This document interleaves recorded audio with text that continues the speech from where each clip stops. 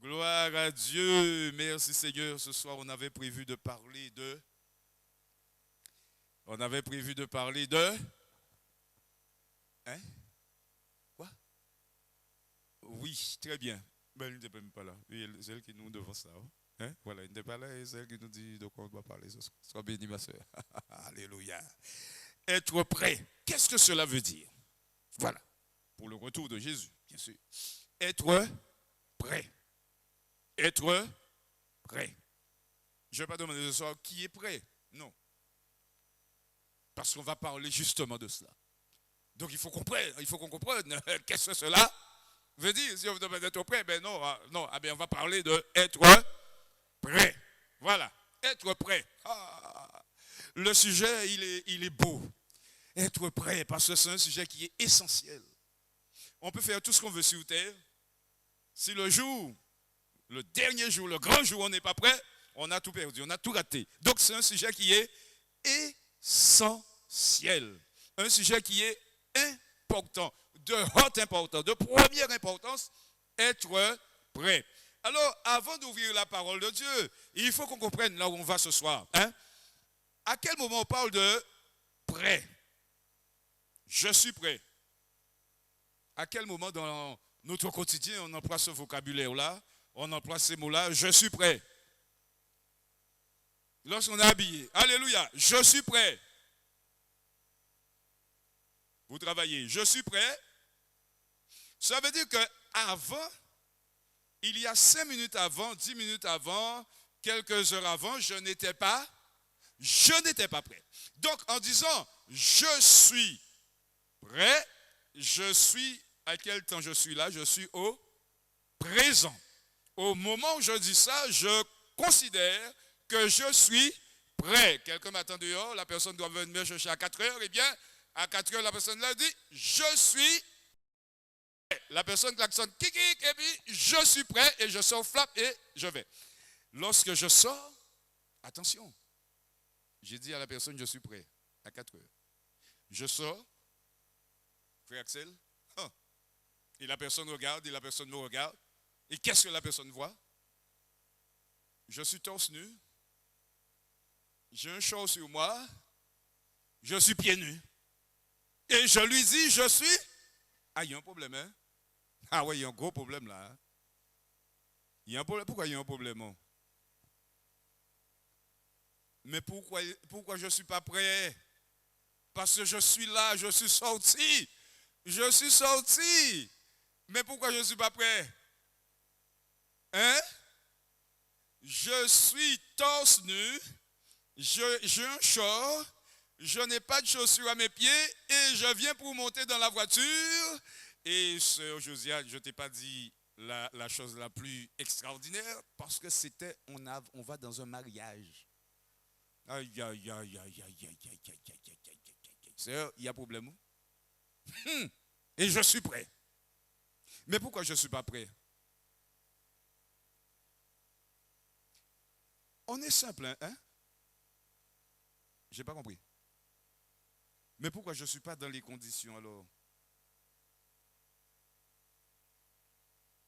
Il faut être apprêté, donc il faut être habillé, tout simplement. On est simple. Il faut être habillé.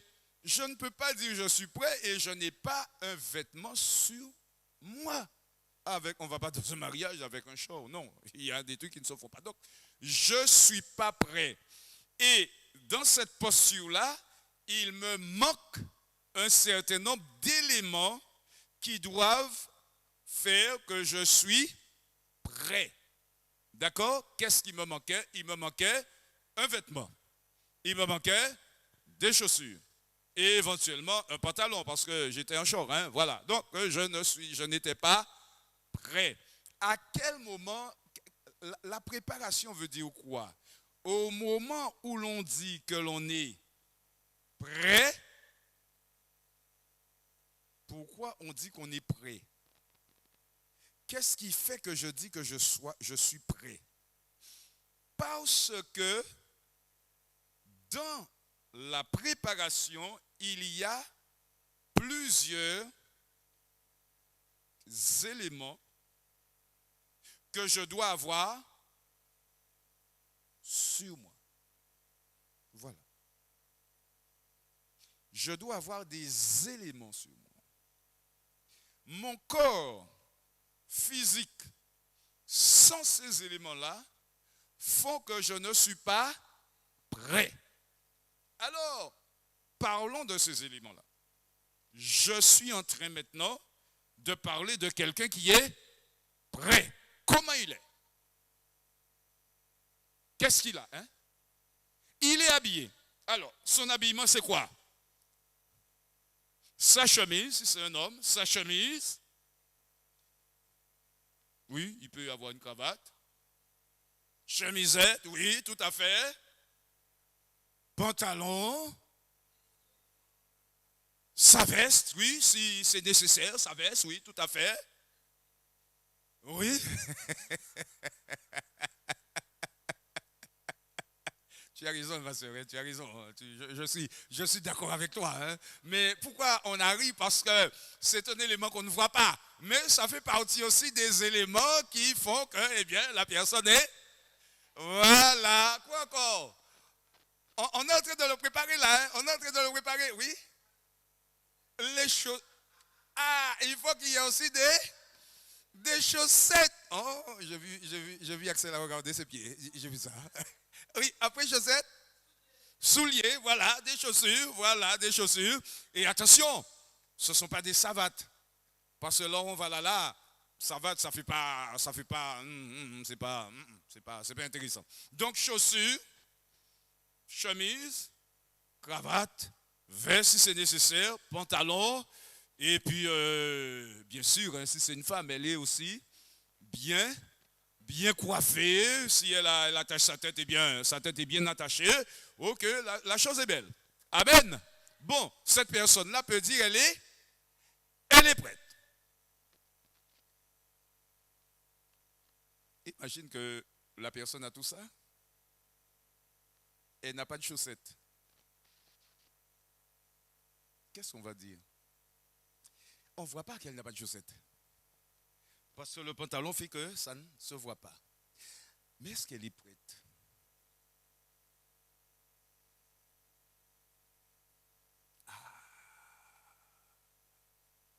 Elle n'a pas de chaussettes. Ou il n'a pas de chaussettes.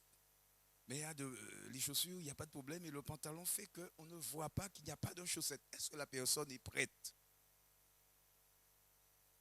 La question est compliquée. Hein? Pourtant, la personne ira à cette cérémonie et tout. On va rien voir. Qu'est-ce que va vous sentir? Oui, mais la personne n'a pas de chaussettes. C'est un élément, on peut dire, qui n'est pas primordial parce que, bon, ça n'empêche pas d'être reçu dans là où la personne va. Hein, il y a des gens qui viennent même à l'église sans chaussettes. Hein, c'est pas, je parle, on est en train notre objectif, c'est d'être prêt ce soir. Amen. Il faut qu'on soit prêt ce soir. Mais sans chaussettes, on ne va rien dire. Mais en réalité, est-ce que la personne est prête? Voilà.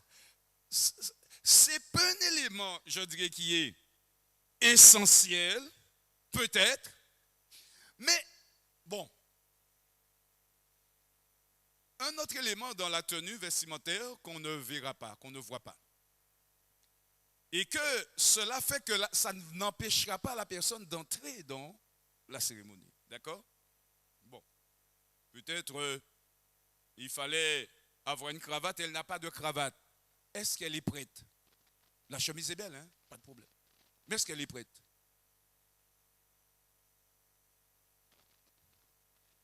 Bon, voilà. Donc les chaussettes, la cravate et tout. Ces éléments-là, ce n'est pas anodin.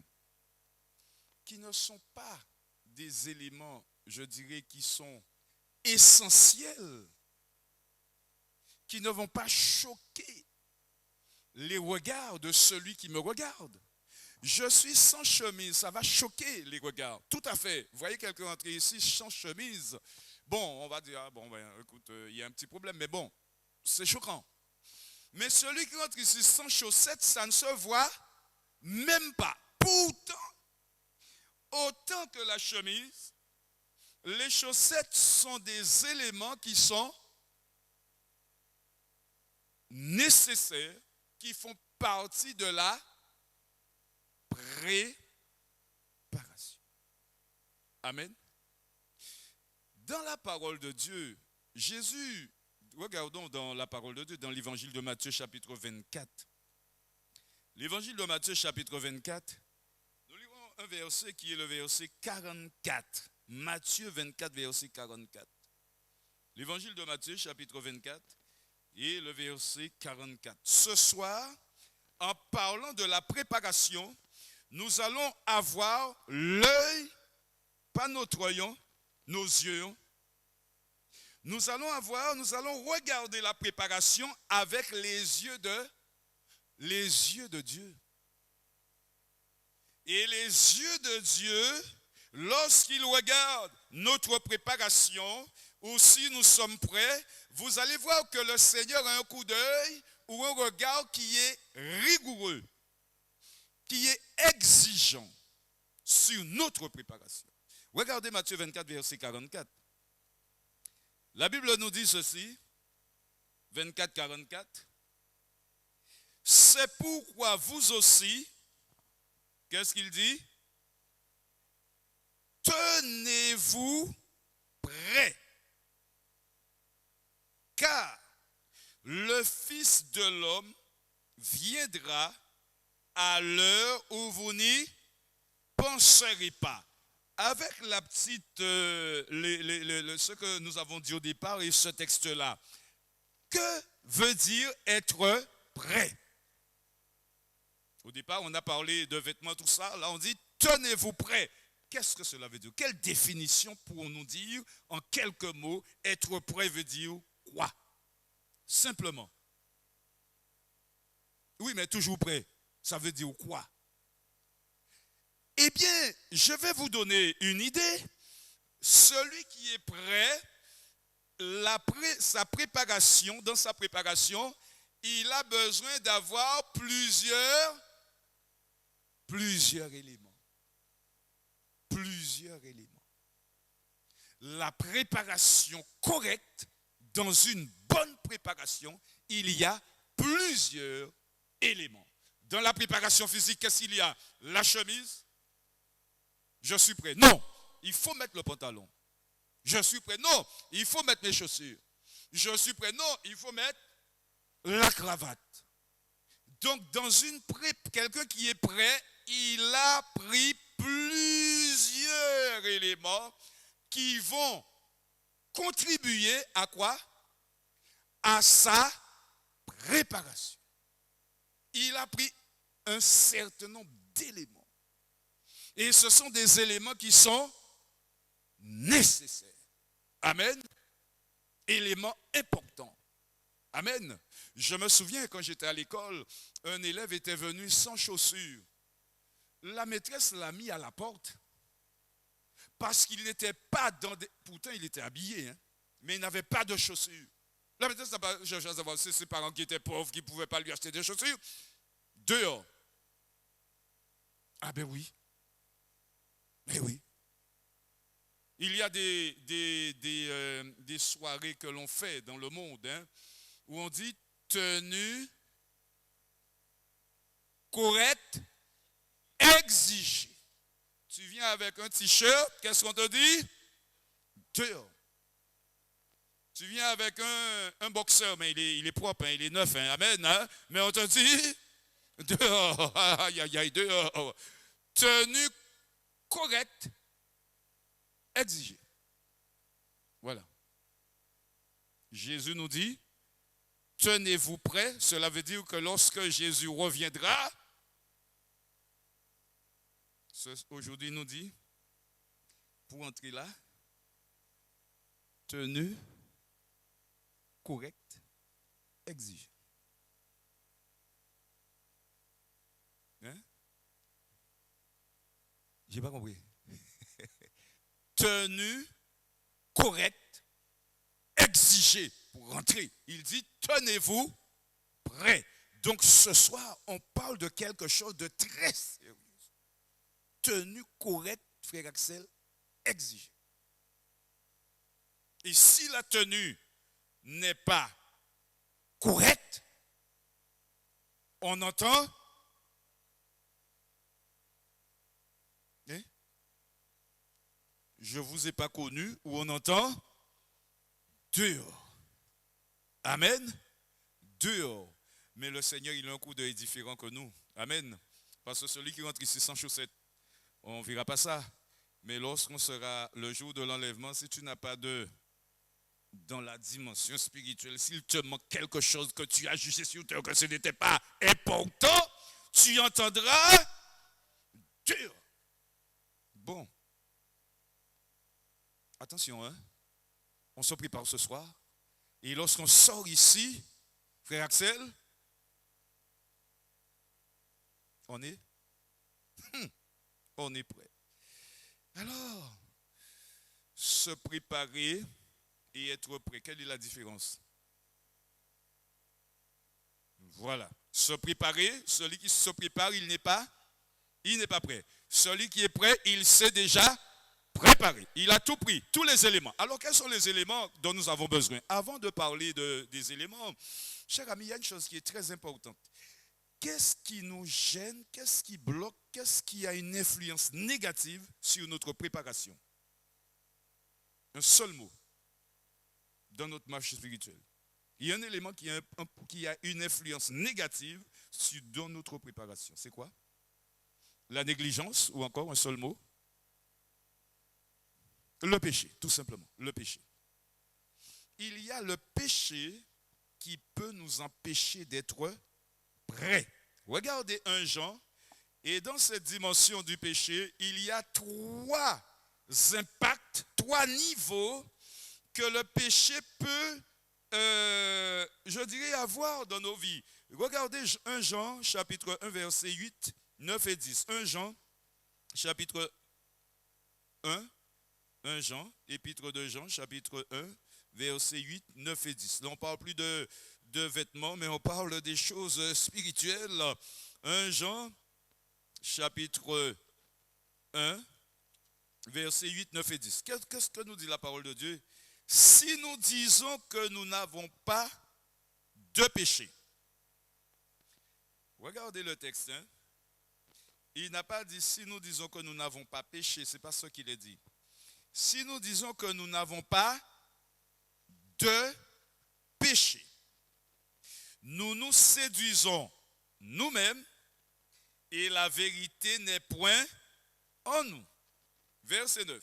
Si nous confessons nos péchés, nous sommes dans la préparation, chers amis. Si nous confessons nos péchés, il est fidèle et juste pour nous les pardonner et pour nous purifier de toute iniquité. Si nous disons que nous n'avons pas péché, nous le faisons menteur et sa parole n'est point en nous. Cette dimension-là, ici, se différencie un peu du chapitre 2, verset 1er. Lisons tout de suite le chapitre 2 de 1 Jean et le verset 1er. Mes petits enfants, je vous écris ces choses afin que vous ne péchiez. Ah ben il y a un truc là. Tout à l'heure, il dit, si nous disons que nous n'avons pas péché, qu'est-ce qui se passe? Nous le faisons menteur. Donc, ce qui veut dire que nous avons péché. Et là, il nous dit de ne pas pécher. Ah, il y a un problème. Tantôt, il a dit où? Si vous dites ou pas ni péché, ou quoi mentir. Et là, il a dit où? Pas péché. C'est moi. C'est Josiane. Problème, hein? Non? Mais il a dit de ne pas pécher. Et là, le verset 8. Si nous disons que nous n'avons pas de péché, quelle est cette dimension? Eh bien, c'est tout simplement, cher ami, c'est la nature, notre nature de pécheur. On ne peut pas se dire dans une journée, on n'a pas volé, on n'a pas menti, on n'a pas triché, on n'a pas commis l'adultère, on n'a rien fait de tort, on n'a pas fait de tort aux voisins, aux prochains, et aller se coucher et dire que nous n'avons pas péché. On a péché quand même. Donc c'est de ça que nous parlons, Jean chapitre 1, verset 8. De cette nature-là qui nous demande à chaque jour de confesser nos péchés, de demander pardon au Seigneur.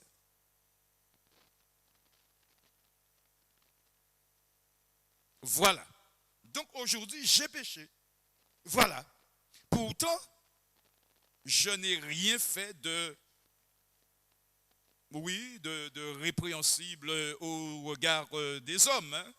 Je n'ai pas volé les affaires des gens, je n'ai pas menti, je n'ai pas fait ces choses. Mais cependant, devant Dieu, parce que je demeure un pécheur, tout simplement.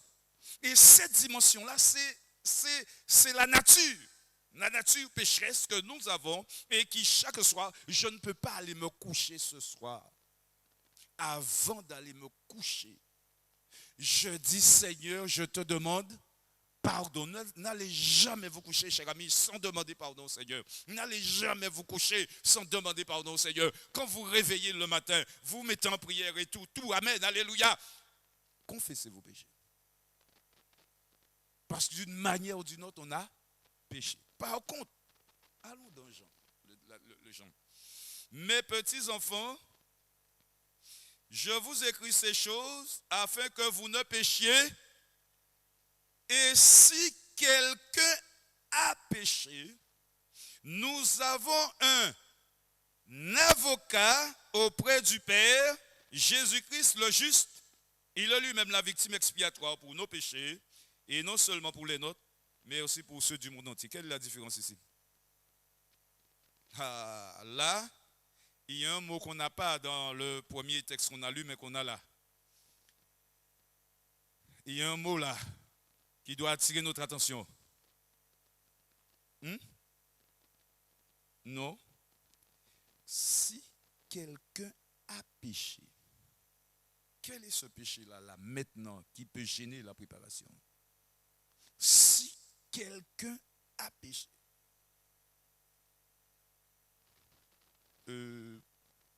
pas spécialement. Soyons plus simples encore. Si quelqu'un a péché, c'est pas pareil que Jean 1, verset 8. Donc, il y a une différence. Si quelqu'un a péché, tu es en train de te préparer, hein? Mais si quelqu'un a péché, déjà là, j'ai vu qu'il faut un avocat là. Hein? Là, il y a un procès là. Là, l'affaire est plus grave parce il faut faire appel à... Aïe, aïe, aïe, nous avons un avocat. On fait appel à l'avocat. On fait appel à l'avocat lorsque l'affaire est judiciaire là. Terrible. Hein? Nous avons un avocat. Si quelqu'un a péché, c'est quoi ça? Eh bien, il dit si. Cela veut dire que c'est quelque chose que tu as fait et que tu sais que ce n'est pas bon. Et il dit, si quelqu'un a péché, donc le péché dans la vie de quelqu'un qui se prépare pour l'enlèvement. Si quelqu'un a péché. Si, le si veut dire quoi? Si quelqu'un a péché, ça veut dire que si cela t'arrive de faire une bêtise, si cela t'arrive de faire une faute, si cela t'arrive, mais certainement, on dira, cela va nous arriver. Nous sommes dans la chair. Mais à ce moment-là, si tu prêtes ta voiture à quelqu'un, tu ne vas pas lui dire, va faire un accident. Mais tu lui dis quoi? Si tu as un accident, voici dans la boîte à gants comment ça s'appelle?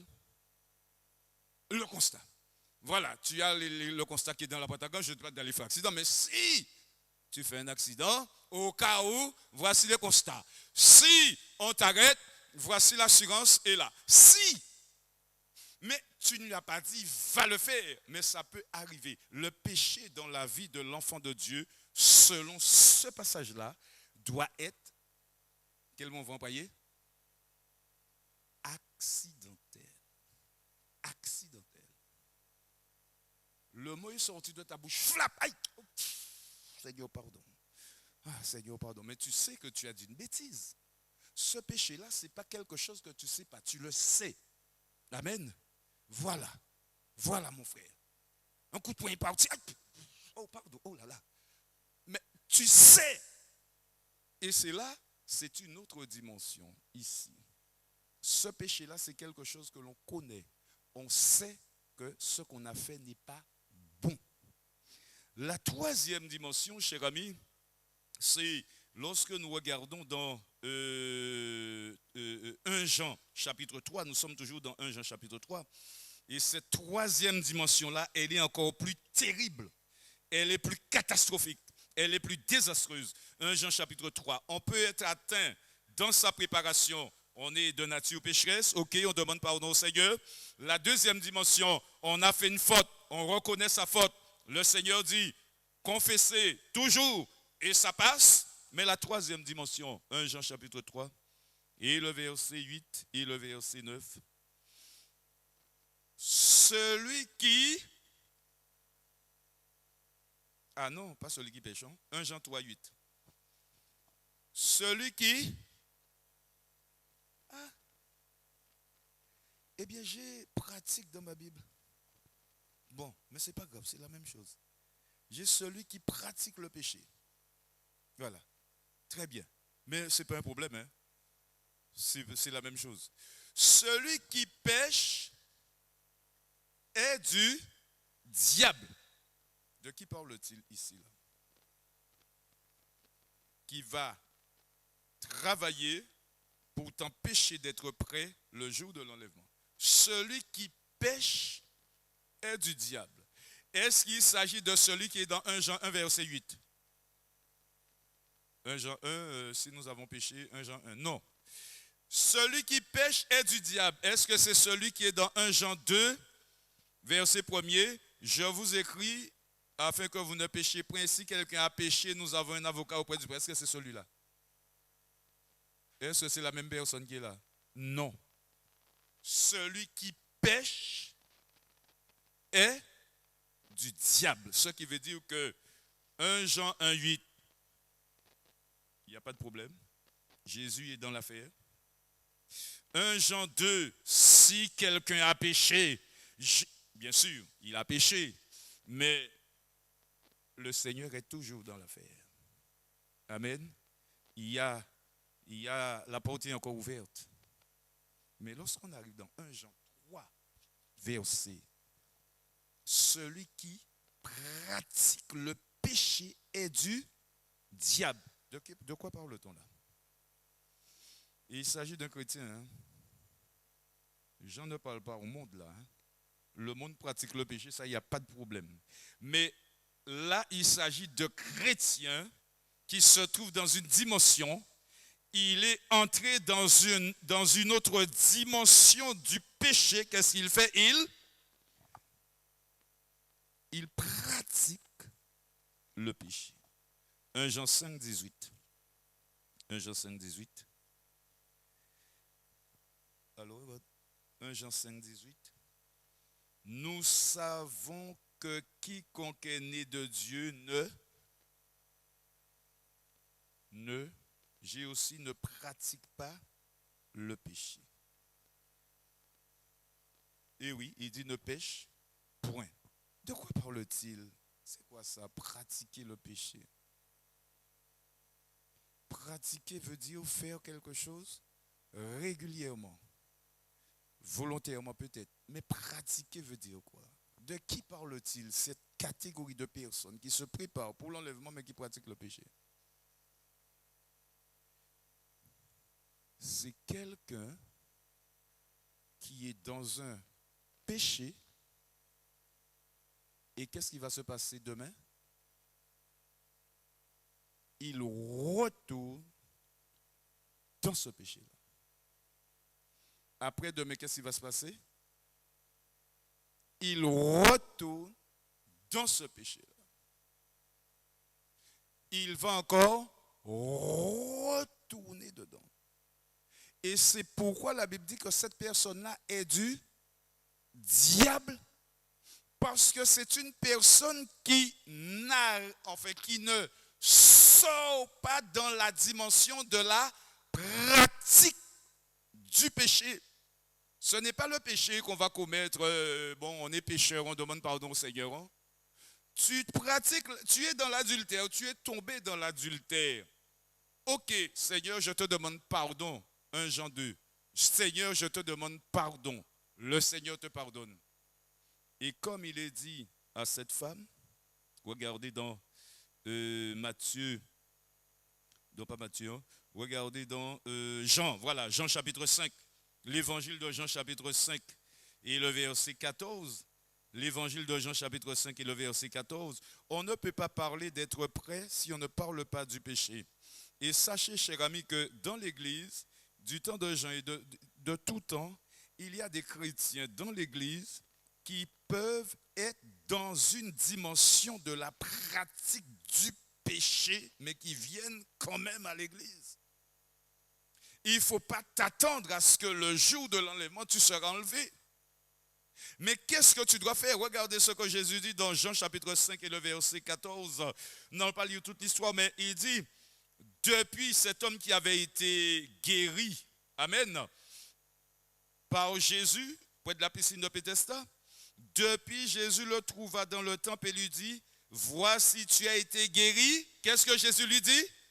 Ne pêche plus. Il ne lui a pas dit que ta nature de péché va changer. Mais en lui disant ne pêche plus, qu'est-ce que Jésus voulait lui dire? Ne pêche plus de peur qu'il t'arrive quelque chose de pire. Cet homme avait été malade à cause d'un péché qu'il faisait, quelque chose qu'il pratiquait. Et ce jour-là, Jésus lui dit, Jésus lui fait comprendre, tu vois, je t'ai guéri, ne retourne pas dans ce que tu es en train de faire qui t'a rendu malade. Ne pêche plus, ne retourne pas dans ça. Ne retourne pas dans l'adultère. C'est ce que Jésus veut lui dire. Ne retourne pas dans le vol, si c'était ça, je ne sais pas. Ne retourne pas dans le mensonge. Cesse de mentir. L'homme savait pourquoi il était dans cette situation-là.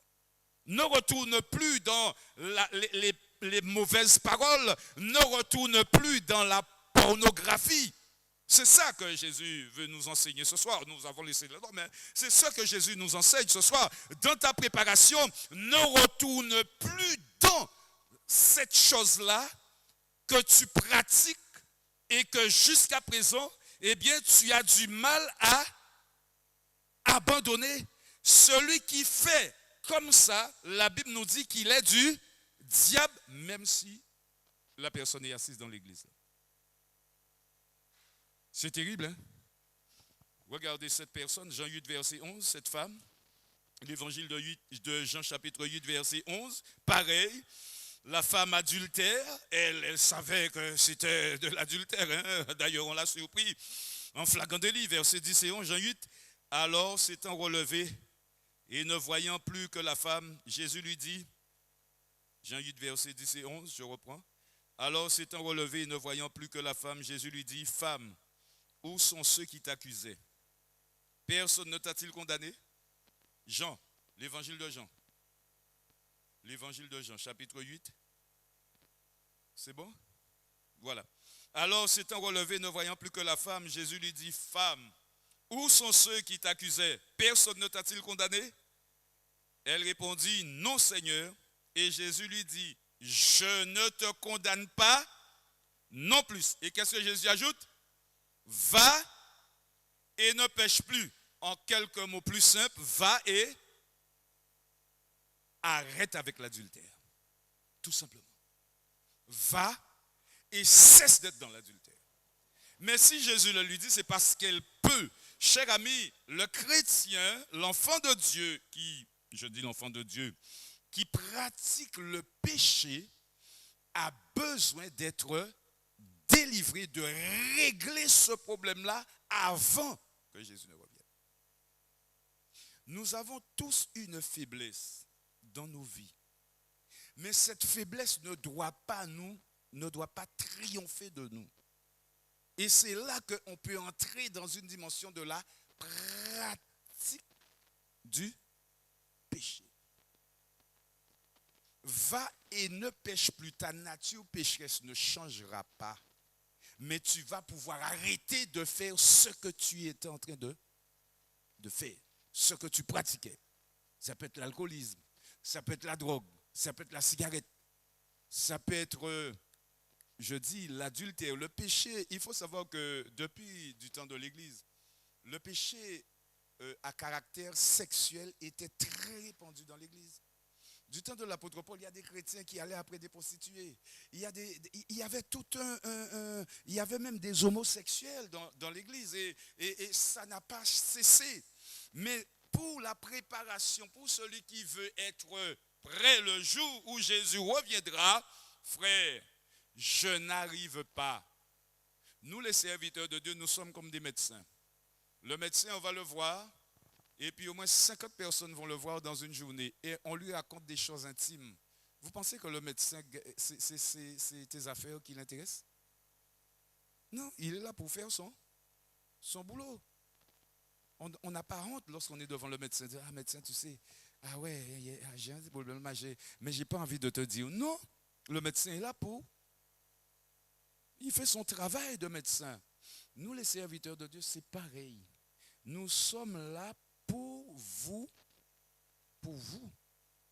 Celui qui a un problème avec le péché ce soir, en toute vérité et devant Dieu,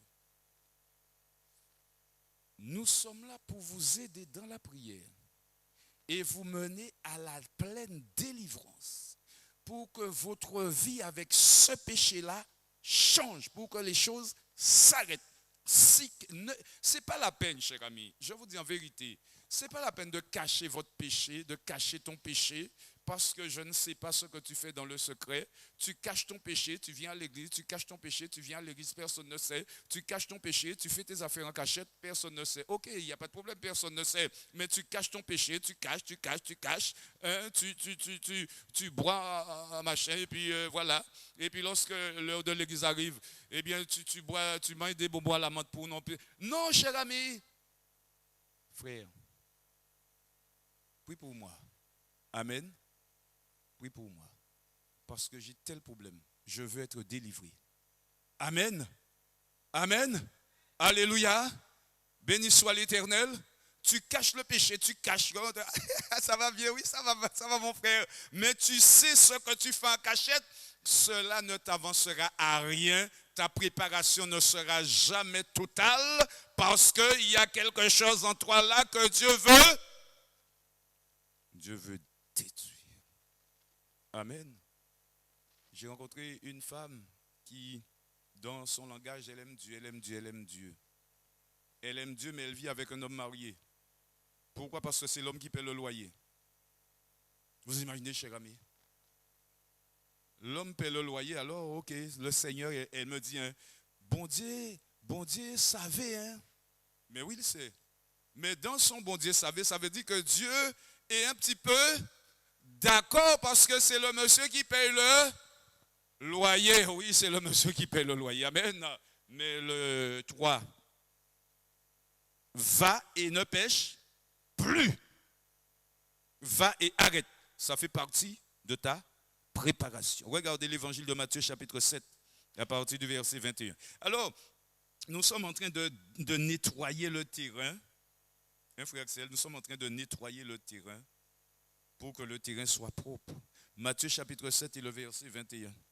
Matthieu 7 et le verset 21. La Bible nous dit ceci. Matthieu 7 et le verset 21. La Bible nous dit ceci. Ceux qui me disent Seigneur, Seigneur. Qui est-ce qui dit ça, Seigneur, Seigneur? Qui dit Seigneur, Seigneur? L'Église, chacun de nous. Seigneur, Seigneur veut dire quoi? Tous ceux qui invoquent le Seigneur. Tous ceux qui ont leur foi en Jésus. Amen. Ceux qui me disent Seigneur, Seigneur. Amen. N'entreront pas tous Parce que tous ne seront pas prêts. Mais la préparation, ça veut dire quoi ça? Qu'est-ce que... Vous imaginez que tous ceux qui me disent Seigneur, Seigneur, ça veut dire qu'on vient à l'église, on prie Dieu, on chante, on loue le Seigneur, on prend la Sainte Seine, on est dans les activités de l'église. Vous voyez juste que ça va, peuple de Dieu. On est dans les activités de l'église. On suit le mouvement. On chante, on prie, on jeûne même. On fait toutes ces choses-là. Que nous dit Jésus? Tous ceux qui me disent Seigneur, Seigneur n'entreront pas tous dans le royaume des cieux.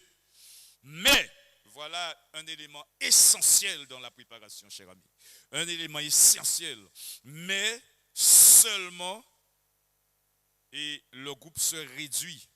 On a commencé par ceux, et on est là en celui. Le groupe s'est considérablement réduit. On a commencé par 200 personnes, là, frère Axel, il y a combien? Un seul. C'est grave, hein? Dieu est exigeant sur notre préparation. Dieu a un regard exigeant sur notre préparation, cher ami. Dieu a de l'exigence sur notre préparation. Ne soyons pas des chrétiens laxistes. La préparation, c'est une exigence du Seigneur. Ceux qui me disent Seigneur, Seigneur, un groupe s'est présenté, l'église s'est présentée, 200 000 personnes, et on est étonné de voir que, eh bien, c'est un seul. Qu'est-ce qui s'est passé? On va voir. Seulement celui qui fait la volonté de mon Père qui est dans les cieux. Ta préparation, ma préparation, dans ma préparation, pour que je sois prêt le jour de l'enlèvement de l'église, je dois faire la volonté de Dieu. Je dois être dans la volonté de Dieu. Qu'est-ce que la volonté de Dieu? La volonté de Dieu, le mot volonté veut dire ce que le Seigneur veut. Ce que le Seigneur veut. Parlons d'aujourd'hui seulement. Aujourd'hui, hein? Si Jésus était revenu aujourd'hui, je parle de façon générale. Si Jésus était revenu aujourd'hui, vous continuez la phrase pour vous-même. Mais là où je veux arriver, aujourd'hui, est-ce qu'il y avait une volonté de Dieu pour ma vie?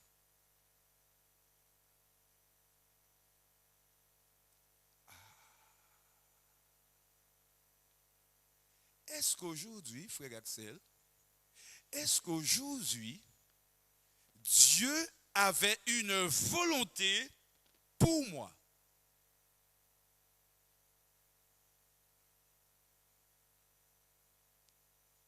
Qu'en pensez-vous?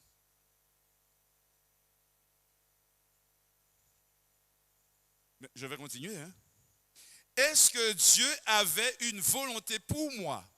Est-ce que Dieu voulait que je fasse quelque chose de bien particulier aujourd'hui? C'est ça la volonté de Dieu. Hein? N'est-ce pas? Ce que Dieu veut.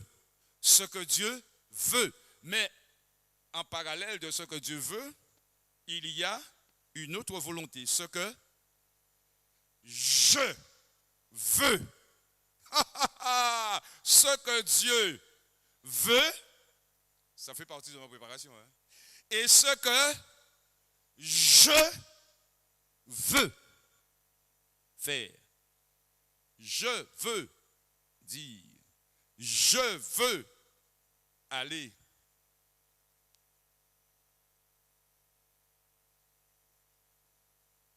Et qui aujourd'hui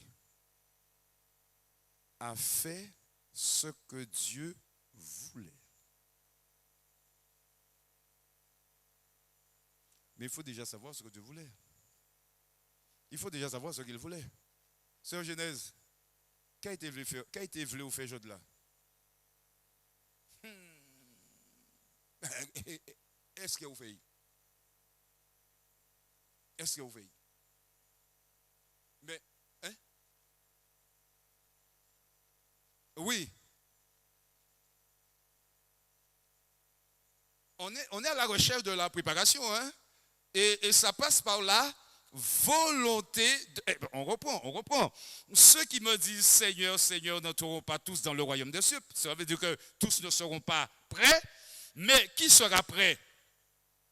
Celui qui fait la volonté. Et il n'est pas dit celui qui a fait. Qui fait, cela veut dire quoi? Il n'a pas dit celui qui aura fait, celui qui avait fait, mais celui qui fait.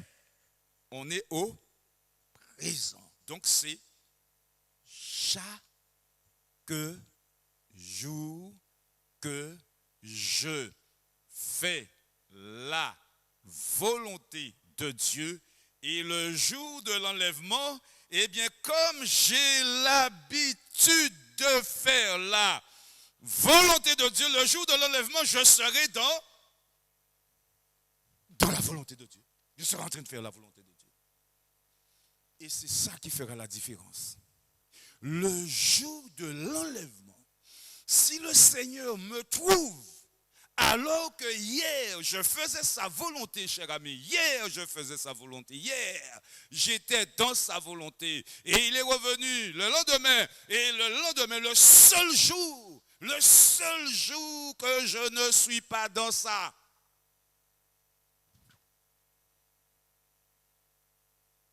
Conclusion, ma soeur. Conclusion, ma soeur. Hier, j'étais sevré là.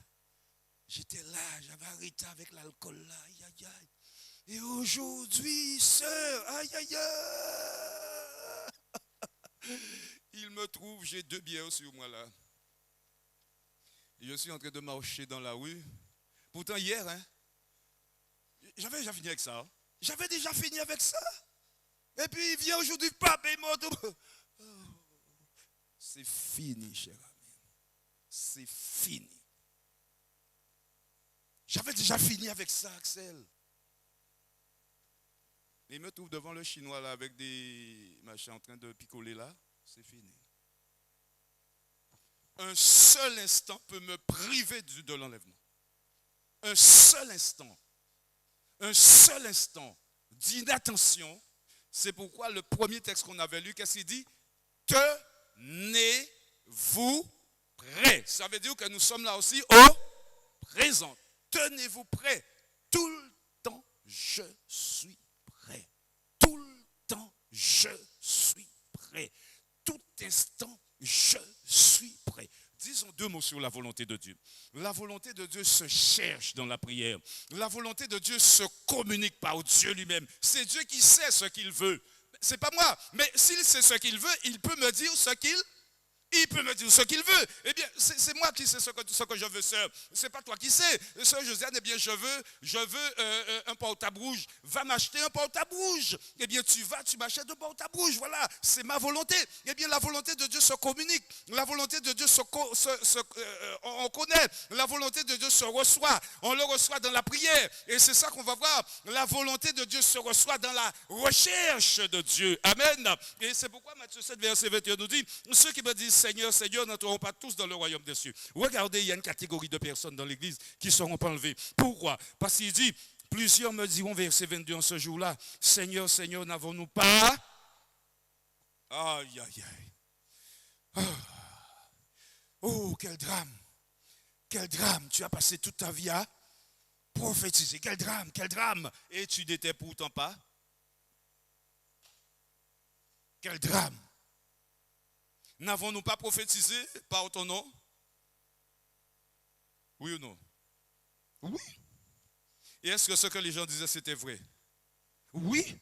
Est-ce que c'est inspiré par l'Esprit de Dieu? Oui. N'avons-nous pas chassé des démons par ton nom? Est-ce que les démons étaient chassés? Oui. Est-ce que les âmes ont été délivrées?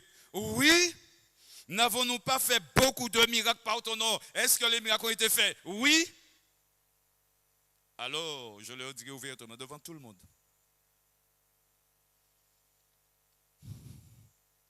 Je ne vous ai jamais connu. Vous êtes dans l'église, le Seigneur ne vous connaît pas. C'est grave. Hein? Prophétisez, chassez des démons, fais ceci, fais des miracles. Pourquoi? Parce qu'il y avait un problème dans ta vie, dans la vie de cette personne-là. C'était quel problème? C'est pourquoi verset 23. Alors je leur dirai ouvertement, je ne vous ai jamais connu, retirez-vous de moi. Vous qui commettez l'iniquité, le Seigneur va révéler là le secret que tu tenais caché là. Le Seigneur va le révéler devant tout le monde. Le monsieur là qui venait chez toi là à 9h du soir là. Amen. Amen.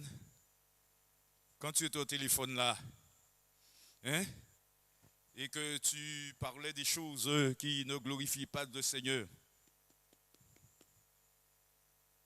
Aïe, aïe, aïe, aïe, aïe, aïe, aïe, aïe. Quand tu étais avec ton portable là, clic, clic, clic là, hein, et tu regardais des choses là qu'il ne fallait pas regarder parce que c'était des choses sales.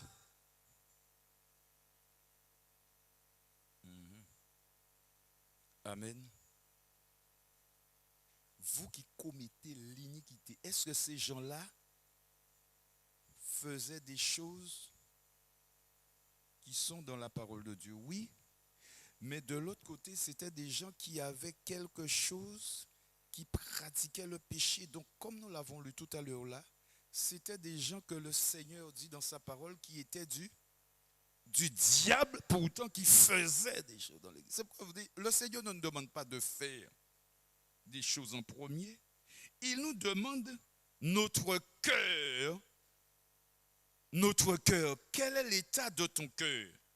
Et c'est pourquoi l'enlèvement de l'église, la préparation de l'église passe, et je vais vous laisser avec ce travail-là. On n'a pas fini. On n'a pas fini. Parce qu'il y a un point important que l'on doit voir concernant la préparation, concernant le prêt. Je vous laisse avec ça ce soir. Cherchez en tout point dans la prière la volonté de Dieu. Ne faites pas ce que vous voulez. Qu'est-ce que je veux? Qu'est-ce que je ne veux pas? Qu'est-ce que je ne veux pas faire? Qu'est-ce que je veux faire? Amen. La volonté de Dieu n'est pas quelque chose je dirais, de facile, cher ami. Mais la volonté de Dieu, c'est quelque chose qui est possible à chaque enfant de Dieu. Quelle est la volonté? Suis-je dans la volonté de Dieu là où je suis en train de vous parler ce soir? Oui, je suis dans la volonté de Dieu. Amen. Es-tu dans la volonté de Dieu? À chacun à répondre pour lui-même. Parce que le jour de l'enlèvement, si tu n'es pas dans la volonté de Dieu, tu ne seras pas prêt. Amen. Et dans Matthieu, on va terminer avec Matthieu 25, il s'agit des vieilles choses. Comment ne pas lire ce passage? Comment ne pas lire ce passage? Cherchez la volonté de Dieu dans la prière. Chers amis, ne faisons pas ce que nous voulons. Oui, il y a des choses que nous voulons que Dieu veut. Mais il y a des choses que nous faisons, nous voulons que Dieu ne veut pas. Il ne veut pas, il ne veut pas. Ça fait un moment qu'il ne veut pas, il ne veut pas, il ne veut pas. Matthieu chapitre 25, lorsqu'on on encourage l'Église à la persévérance, il y a de ceux qui n'ont pas encore compris que être prêt, ça passe par la persévérance, cher ami. Ce n'est pas moi qui vous demande de persévérer, c'est le Seigneur lui-même. C'est le Seigneur lui-même. Ne vous faites pas prier. Ne vous faites pas prier par les serviteurs de Dieu. Ne vous faites pas prier. C'est un danger pour vous-même. C'est dangereux. Être prêt, c'est être vraiment dans ce que Dieu veut. Là où il veut. Là où il veut. Amen. Matthieu chapitre 25. Alors, et on va terminer avec ce passage. Le royaume de Dieu sera semblable à 10 vierges qui, ayant pris leur lampe, allèrent à la rencontre de l'époux. Les 10 vierges représentent l'Église. Hein? C'est l'Église. Tous les chrétiens qui se réunissent et qui ont été baptisés au nom de Jésus. 5 d'entre elles étaient folles. Pourquoi folles? Eh bien, il y a des gens qui sont comparés à ces chrétiens-là, qui vivent une vie chrétienne un peu folle, hein, comme ça, hein, on le dira comme ça. Et 5 sages. Les folles, en prenant leur lampe, ne prirent point d'huile avec elles, mais les sages prirent avec leur lampe de l'huile dans des vases. Comme l'époux tardait, tout ça soupir et s'endormir. Vous voyez, déjà, il y a un problème là. Il y a des choses que l'on doit prendre. Il y a des choses qui sont nécessaires à notre vie spirituelle. Il y a des choses qu'on en a besoin, cher ami. Une vie de prière ne te fait pas prier. Quand il faut jeûner, ne te fais pas prier. Quand il faut, ne te fais pas prier. Au milieu de l'agneau qui a, voici l'époux à sa rencontre. Alors toutes ces vierges se réveillèrent et préparèrent leurs lampes. Les folles dirent aux sages, donnez-nous de vos tuiles car nos lampes s'éteignent. Les sages répondirent, non, il n'y en aurait pas assez pour nous et pour vous. Allez plutôt chez ceux qui en vendent et achetez-en pour vous. Pendant qu'elles allaient en acheter, l'époux arriva. Celles qui étaient prêtes entrèrent avec lui dans la salle des noces. Et qu'est-ce qui s'est passé? Aïe, la porte fut fermée. Plus tard, les autres vierges vinrent et dirent, Seigneur, Seigneur. Mais il répondit, je vous le dis en vérité, je ne vous connais pas. Entendre Jésus te dire que je ne te connais pas. Veillez donc, puisque vous ne savez ni le jour ni le. Veillez donc, ça veut dire quoi, veiller? Voilà un élément de la préparation. Veillez. C'est en veillant qu'on va pouvoir se tenir. Veiller veut dire quoi? Veillez donc.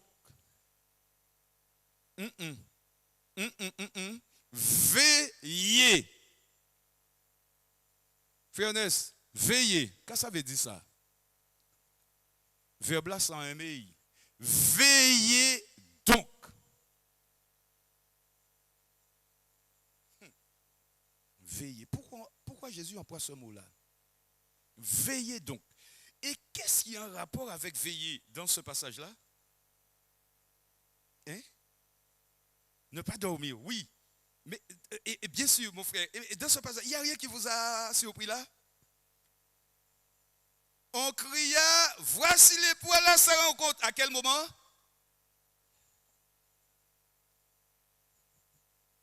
Au milieu de la nuit. Le moment où on ne s'y attendait pas. Je vais faire ça demain. Demain, je vais faire ça. Je vais dormir ce soir. Je vais faire ça demain.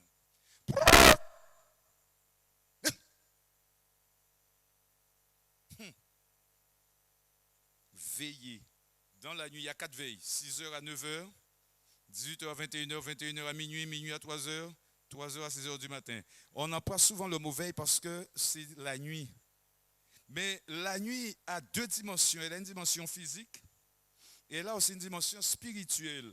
La nuit, dans ta vie, il peut y avoir la nuit.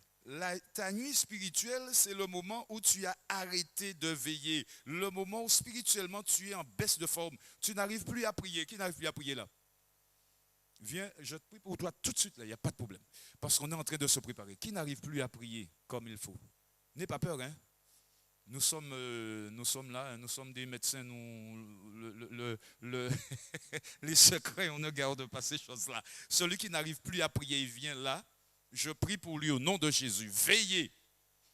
Qui n'arrive pas à lire la Bible. Tu peux venir, il n'y a pas de problème. Nous sommes au travail ce soir. Tu peux venir, je prie pour toi ce soir même. Qui n'arrive pas à lire la Bible. Veillez, ça fait partie de la préparation, cher ami, parce que la volonté de Dieu est révélée dans la prière et dans la lecture et la méditation de sa parole. Alléluia, gloire à Dieu, merci Seigneur. Tu peux t'asseoir un petit moment pour ne pas te faire mal, je prie pour toi. Veillez, qui n'arrive plus à lire la Bible, tu peux venir mon frère, il n'y a pas de problème, on veut prier pour toi parce que tu dois avoir ça dans ta préparation, la lecture de la parole de Dieu permanente, régulière, doit faire partie de ta préparation. Amen. Gloire à Dieu. Je vais, autant de fois que le Seigneur me demande de le faire, je le ferai, il n'y a pas de problème. Je vais prier pour toi parce que tu n'arrives pas à lire la Bible. Je vais reprier pour toi encore. Je vais encore prier pour toi. Je vais prier pour toi pour que tu décolles. Amen. Qui n'arrive pas à jeûner. Viens, je vais prier pour toi au nom de Jésus. Ça fait partie de ta préparation. Les vierges folles, cher ami, avaient certainement négligé ces choses. Et le jour de l'enlèvement, ils ne connaissaient pas la volonté de Dieu. Elles n'étaient pas dedans. Plop, plop. Je ne te connais pas. Je vais prier pour toi ce soir. À partir de ce soir, tu te prépares en priant, en lisant la Bible régulièrement. Comme je vous dis, ce n'est pas la peine de mettre un gros challenge sur votre tête. Un chapitre par jour, tu commences comme ça. Après 2, après 3, après tu es dans là, tu rentres, tu conserves, tu gardes, tu restes dans la volonté de Dieu. Tu demeures dans la volonté de Dieu. Tu conserves, tu gardes la volonté de Dieu. Dieu se révèle à toi. Et là, ce jour-là, le jour où tu entends le coup de trompette, tu es enlevé au nom de Jésus parce que la préparation n'est pas quelque chose d'insurmontable. Mais la préparation est rigoureuse. Il ne faut pas qu'il y ait de faille. Au milieu de la nuit, il ne veillait pas. Gloire à Dieu, merci Seigneur. Alors, oui, je vais prier pour vous. Mais veillez donc puisque vous ne savez ni le jour, ni l'heure. Veiller, c'est se préparer. Et veiller, c'est être prêt. Quand le Seigneur te réveille à 5 heures du matin, lève-toi et prie. Tu as besoin de ça. C'est ta chemise que tu es en train de mettre. C'est ton pantalon que tu es en train de mettre. C'est tes chaussures que tu es en train de mettre. Quand le Seigneur te réveille à minuit, lève-toi, prie. C'est ta chemise que tu es en train de mettre. Tu prends, tu te prépares. Amen. Et lorsque flap, alléluia. Heureusement, le frère Fleury m'avait dit ça. Mais c'est la parole de Dieu qui le dit. Amen. On va se mettre debout. On va prier. Qui est prêt ce soir? Certainement personne. Peut-être aussi pas moi. Mais qui va se préparer à partir de ce soir? Qui va se préparer? Ah, prépare-toi, prépare-toi, prépare-toi, prépare-toi. Dis à celui qui est à côté de toi, prépare-toi, prépare-toi, prépare-toi au nom de Jésus, prépare-toi au nom de Jésus, prépare-toi, prépare-toi, prépare-toi. La prochaine fois, on va voir un deuxième point très important sur le fait d'être prêt. Vous savez quoi? On va aborder la relation que l'on doit avoir avec Dieu. C'est une deuxième étape de sa préparation. La relation que l'on doit avoir avec Dieu. Comment? Parce qu'il y a relation. Amen. Je te dis, bonjour ma soeur, ça va? Ok. Mais je te dis, bonjour ma soeur, comment ça va? Tu as passé une bonne journée? Ah oui, ça va. Ah, et le voisin là qui a le chien là qui t'embêtait là, ça va. Donc on a une autre relation. Mais si je te dis simplement bonjour, on a une relation. Mais c'est pas. Mais je veux parler avec le Seigneur. Je veux avoir une bonne relation avec lui. Amen. Je veux qu'il me parle des choses, qu'il me dise des choses. Alléluia. Alors ça, on va préparer ça dans la prochaine étude. Alléluia. Amen. Gloire à Dieu. Alors, venez. On va prier. D'accord, il n'y a pas de problème.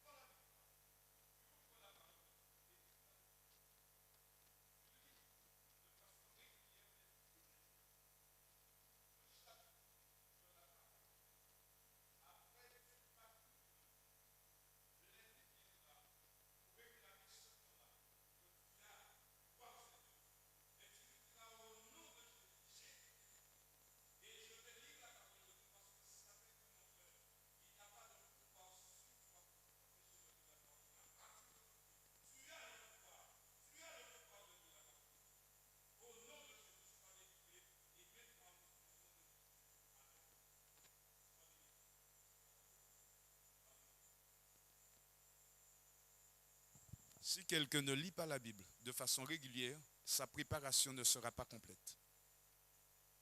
Il ne faut pas jouer avec ça. C'est comme si tu ne manges pas. Un jour, tu vas mourir physiquement. Si tu ne manges pas, tu seras maigri, tu vas tomber. Si quelqu'un ne lit pas la parole de Dieu tous les jours, sa préparation ne peut pas être complète. Si quelqu'un ne prie pas tous les jours, sa préparation ne peut pas être complète. J'ai prié pour les deux là. Mais si vous êtes dans ce cas-là, le jour où vous avez des faiblesses, prenez la victoire. Au nom de Jésus, Satan, tu es vaincu. Je vais lire la parole de Dieu. Et tu lis la parole de Dieu au nom de Jésus. Tu vas gagner le combat. Demain, il va revenir, tu fais la même chose. Après demain, il va revenir, tu fais la même chose. Un jour, il va faire comme Jésus. Et le diable laisse ça. Il va plus t'embêter sur ça. Il va t'embêter sur autre chose. Mais pas sur ça. Amen. Gloire à Dieu. Que le Seigneur te bénisse. Donc la prochaine fois, nous verrons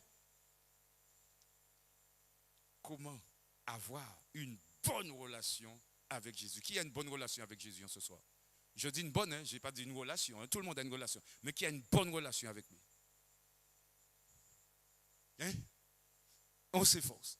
Eh bien, la prochaine fois, on va parler de ça et vous allez voir que le Seigneur a beaucoup de choses à nous dire, qu'il aurait déjà dû nous dire, mais il a beaucoup de choses à nous dire. Mais comme on ne parle pas trop avec lui, des fois on est un petit peu fâché avec lui, alors on va améliorer ça au nom de Jésus. Amen.